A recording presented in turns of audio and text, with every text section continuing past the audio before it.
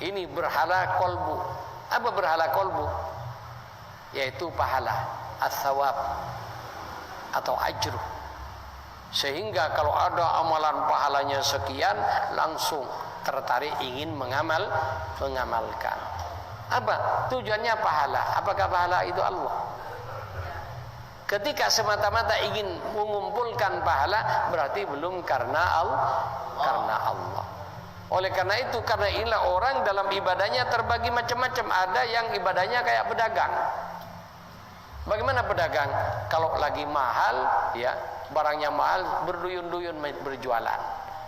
Setelah kayak lombok, setelah lombok harganya jatuh, tidak dipanen, ditinggal di sawah. Bahkan ada yang dipanen tapi ditabur di tengah jalanan. Ya pedagang kayak gitu. Ada orang ibadah yang dikejar pahala. Makanya kalau Ramadan, wow, semangat. Selesai Ramadan langsung letoy. Lailatul Qadar semalam tidak tidur. Setelah bukan Lailatul Qadar ngantuk terus semalaman. Lah kenapa?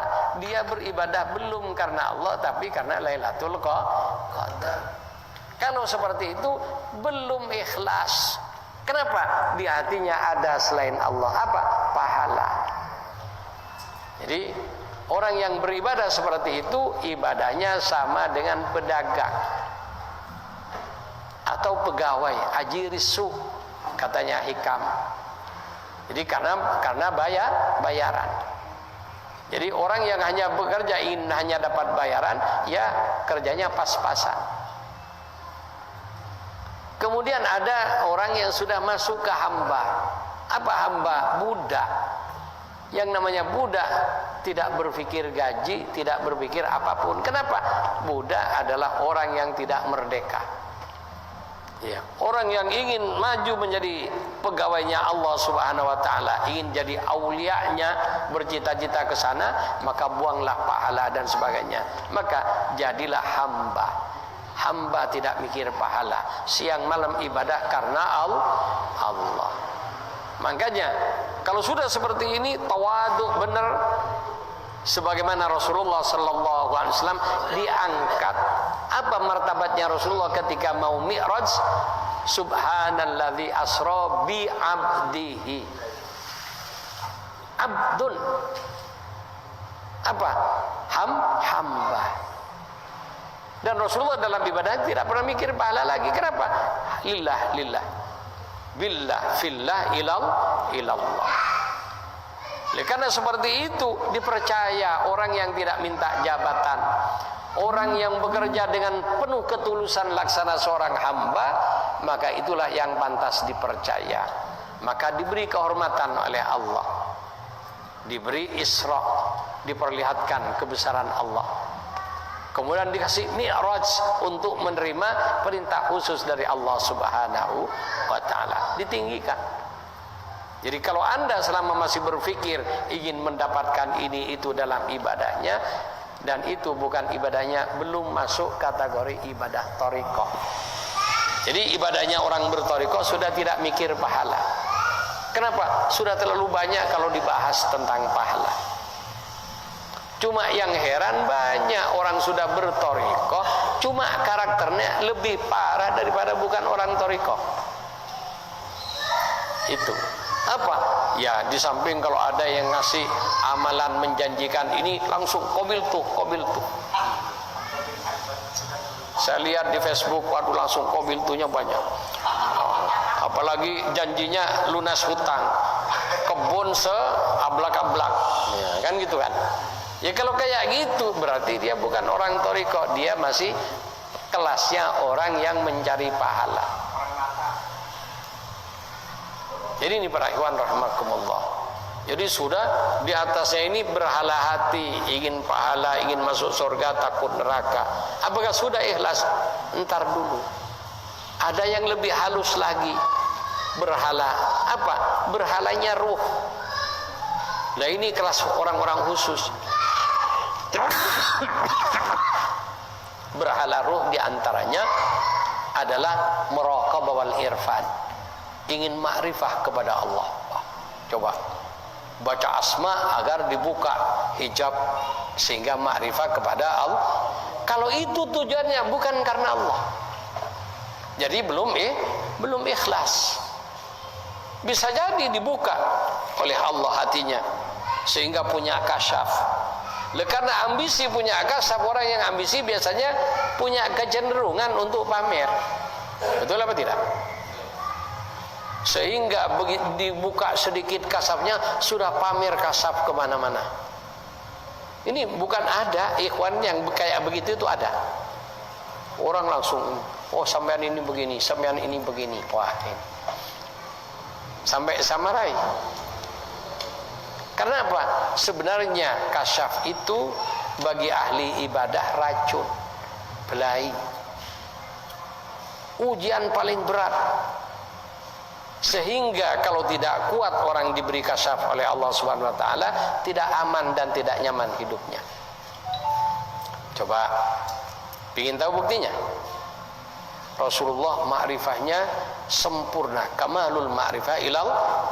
Bukan hanya tentang kehidupan, tentang ketuhanan beliau adalah orang yang paling ma'rifah. Tahu apa yang ada di Lauhil Mahfuz. Dan ketika pena kolab menulis di Lauhil Mahfuz, telinga beliau mendengar goretan pena itu. Saking hebatnya ma'rifahnya Rasulullah. Apakah enak? Sebenarnya tidak enak. Kenapa? Tahu kalau Sayyidina Al-Hasan akan wafat diracun oleh sahabatnya. Kalau anda punya cucu nanti akan mati dan tahu akan dibunuh oleh teman, kira-kira diapakan teman itu? Hah?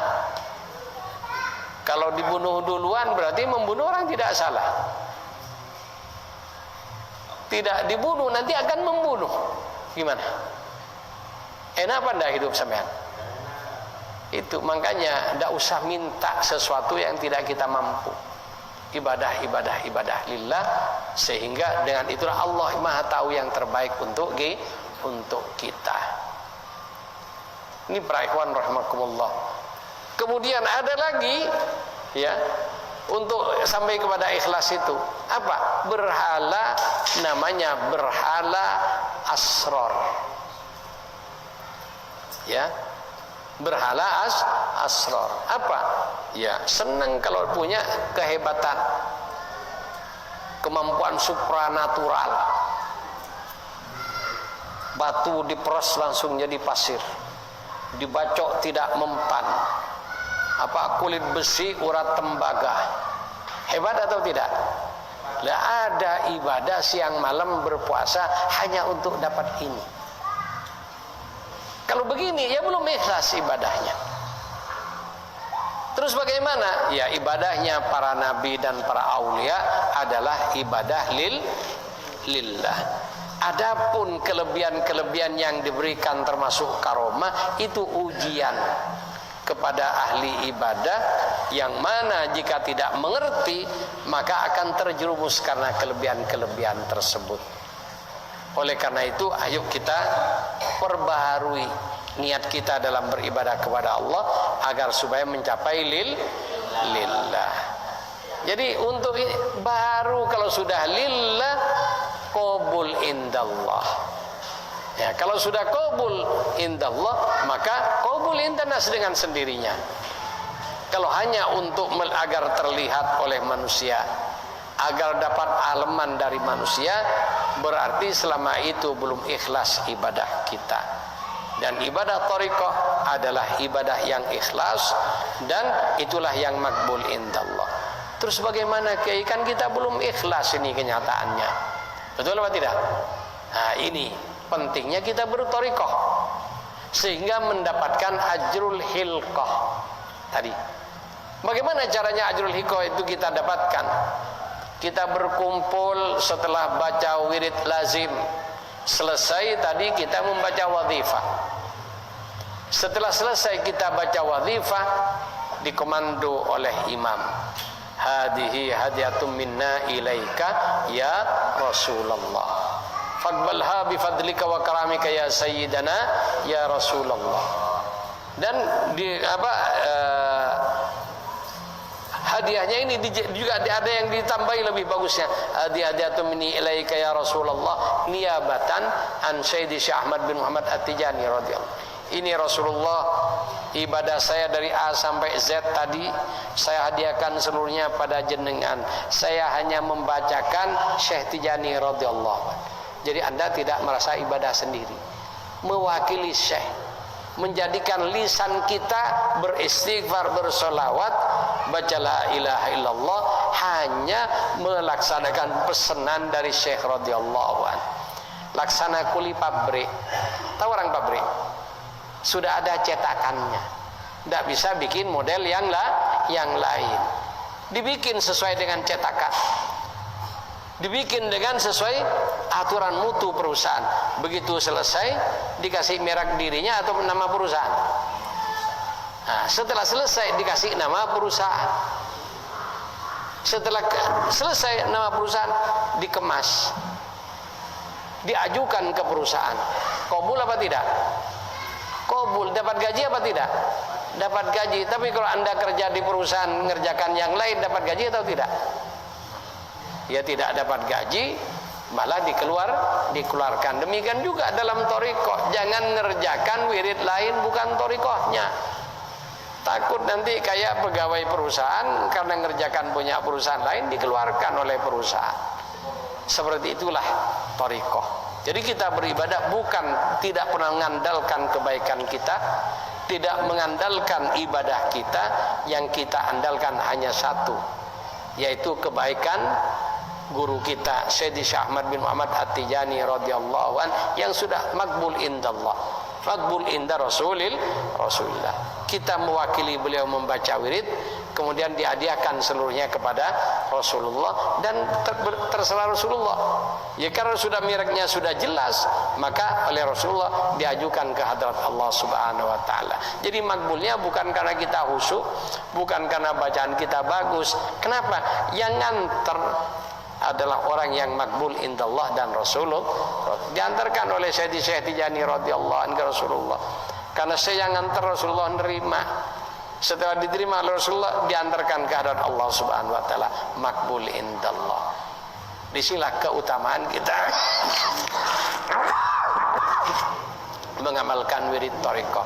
Kalau kita mengamalkan wirid karpnya sendiri, ya harus menata diri kita dengan syarat-syaratan. Harus ikhlas, harus benar syaratnya, rukunnya harus pas, bacaan dan gerakannya harus benar. Setelah itu hatinya harus benar, baru makbul. Lah, sementara kenyataannya kita sudah berthariqah aja belum sampai ke situ. Oleh karena itu, disinilah para hadirin letak pentingnya kita berthariqah, di mana Islam ini seluruhnya berkembang menjadi 360 thariqah. Dalam satu riwayat hadis Rasulullah menyatakan, kana syariati ala 360 wa sittina thariqatan. Jadi Islam ini berkembang menjadi 360 metode taqarrub kepada Allah. Jadi thariqah itu ya seperti qiraati thariqah, cara belajar Quran. Ada iqra, ada apalagi macamnya sekarang tambah yang lain-lain. Jadi metode taqarrub kepada Allah. Kemudian dari metode taqarrub kepada Allah yang punya sanad sehingga disebut mu'tabarah itu 360. Yang masuk ke Indonesia 44. Yang banyak diamalkan oleh orang tua dan para kiai zaman dulu adalah Qadiriyah, Naksabandiyah, Syadiliyah, Rifa'iyah, kemudian Khalwatiyah, kemudian Satariyah, dan yang terakhir masuk ke Indonesia masuk 1920-an dari para ulama yang mondok di Mekah dulu, yaitu Thariqah At-Tijaniyah, yang memang masih baru. Jadi baru muncul pada abad ke-12 Hijriah, yaitu pada tahun pertama 1196 Hijriah. Lengkapnya 1200 Hijriah. Itulah para ikhwan.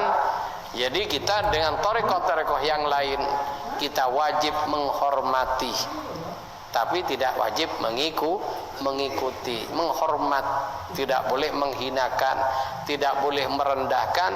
Seluruh thariqah adalah thariqatul auliya, thariqahnya para kekasih Allah Subhanahu wa taala. Kalau kita menghina salah satunya, maka kita akan dihinakan oleh Allah, bahkan diperangi oleh Allah, karena para aulia adalah bendera agama Allah. Sehingga Allah menyatakan dalam hadits qudsi kepada Rasulullah sallallahu alaihi wasallam yang menyatakan, man adali waliyan faqad adzantuhu bil harbi. Orang yang menyakiti hati waliku, maka aku umumkan perang dengan mereka. Jadi orang yang diperangi oleh Allah, pertama rusak ekonominya, atau diberi ekonomi yang pesat. Cuma karena ekonominya yang pesat itulah dia tambah sombong dan lupa kepada Allah Subhanahu wa taala, puncaknya mencapai kecelakaan dunia akhirat. Jadi yang kayak gini, kayak Namrud, kayak Fir'aun, itu diberi harta yang melimpah dan kerajaan yang kuat, tapi akhirnya jeblok. Itu ada yang dirusak ya oleh Allah, tidak diberi hidayah sehingga anak keturunannya akhlaknya rusak. Itu orang yang diperangi oleh Allah, puncaknya diperangi oleh Allah, dan paling menakutkan adalah tercabutnya iman. Jadi menyakiti para aulia, menghina salah satu thariqah yang muktabar, itu tidak boleh. Ikhwan Tijani tidak boleh menghina yang lain, wajib menghormat, tapi tidak harus ikut-ikutan. Jadi jelas ya. Jadi antara menghormat dengan ikut ini beda. Jadi ada thariqah lain tawajuh beribadah, kita tidak boleh ganggu. Bahkan kalau ada orang rame-rame, kita bubarkan keramaian sehingga mereka tenang tawajuh kepada Allah SWT. Ini caranya menghormat. Jadi, tapi kalau ikut ibadah batal. Jadi tidak boleh kita ikut-ikutan thariqah lain. Ya contohnya ada tentara angkatan darat. Kalau baris ketika upacara, kumpul angkatan darat dengan angkatan darat, angkatan laut dengan angkatan laut, sama-sama TNI. Angkatan udara dengan angkatan udara, di mana masing-masing sudah ada komandannya dan masing-masing harus berbaris di belakang komandan, tidak boleh ikut yang lain. Demikian juga thariqah sudah ada komandannya masing-masing, dan kita tidak perlu niru yang lain, tapi juga tidak boleh menirukan yang lain dengan nada merendahkan yang lain. Jadi demikian para ikhwan. Jadi pentingnya kita berthariqah tidak lain agar supaya kita mendapatkan predikat makbul indallah. Karena kalau tanpa itu sulit untuk mendapatkannya dengan cara ibadah sendiri sesuai ilmu dan kemampuan kita. Demikian, semoga ini menjadi ilmu yang manfaat untuk kita semua, bisa kita amalkan dan bisa kita terapkan pada diri kita dan keluarga kita dan masyarakat kita. Kalau ada yang benar dari Allah dan rahmat untuk kita, kalau ada yang kurang bahkan salah, Al-Fakir hanyalah seorang hamba yang memang manusia sempurna. Tanda kesempurnaannya adalah ketika punya kesalahan dalam perilakunya. Semoga Allah mengampuni jika ada yang salah. Demikian, kurang lebihnya mohon maaf. Wassalamualaikum warahmatullahi wabarakatuh.